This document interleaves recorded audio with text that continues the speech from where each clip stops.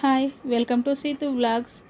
ఈరోజు మనం జొన్న పిండితో దోశను ఎలా వేసుకోవాలో చూద్దాం. ముందుగా జొన్న పిండిని 2 కప్పులు తీసుకున్నాను.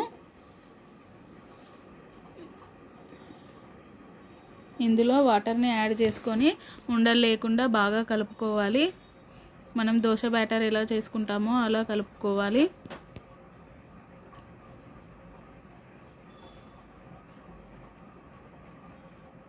ఇలా కలుపుకున్న తర్వాత ఇందులో ఆనియన్స్, పచ్చిమిర్చి, కొత్తిమీర, అల్లం తరుగుని వేసుకోవాలి. సన్నగా తరిగిన ఆనియన్స్, సన్నగా తరిగిన పచ్చిమిర్చి, కొత్తిమీర అండ్ అల్లం తురుముకొని వేసుకోవాలి సన్నగా. వీటన్నింటినీ ఒకదాని తర్వాత ఒకటి పిండిలో యాడ్ చేస్తూ ఉండాలి. ముందుగా నేను ఆనియన్స్ని యాడ్ చేశాను. తర్వాత పచ్చిమిర్చి సన్నగా తరుముకొని వేసుకోవాలి.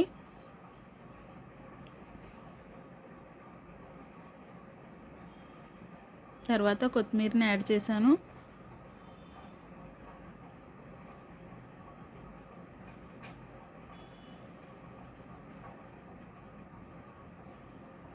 అల్లం తురుముని కూడా వేసుకోవాలి.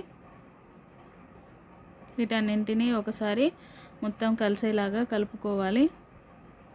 జొన్న పిండి దోశ అనేది హెల్త్కి చాలా మంచిది. సో మీరు కూడా ఒకసారి ట్రై చేసి చూడండి.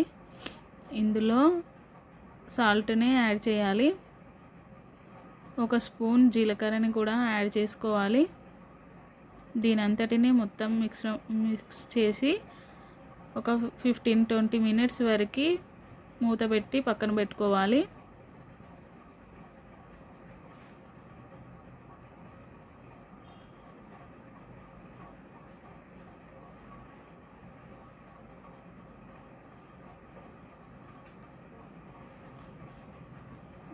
కాసేపటి తర్వాత చూస్తే పిండి ఇలా అవుతుంది.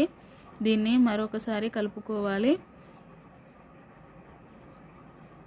ఇందులో మరిన్ని వాటర్ యాడ్ చేసుకోవాలి. సేమ్ రవ్వ దోశ లాగా పల్చగా చేసుకోవాలి.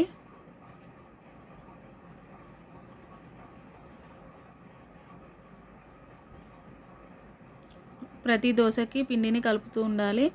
ఇక్కడ ప్యాన్ వేడెక్కిన తర్వాత పిండిని ఇలా వేయాలి.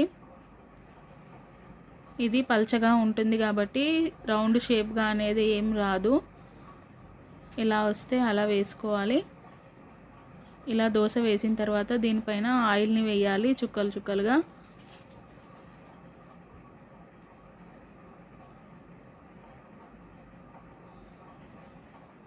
దీనిని నెమ్మదిగా తిప్పుకోవాలి. ఇది 2 సైడ్స్ కాల్చుకోవాలి. ఎందుకంటే పిండి అనేది వాసన పోవాలి కాబట్టి 2 సైడ్స్ ఫ్రై చేసుకోవాలి దీన్ని.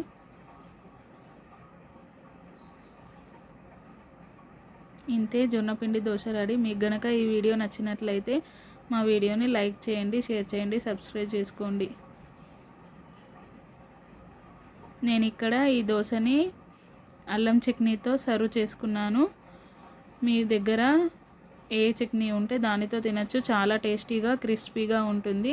ఒకసారి ట్రై చేసి చూడండి. నాకైతే దోశ ఇలా వచ్చింది.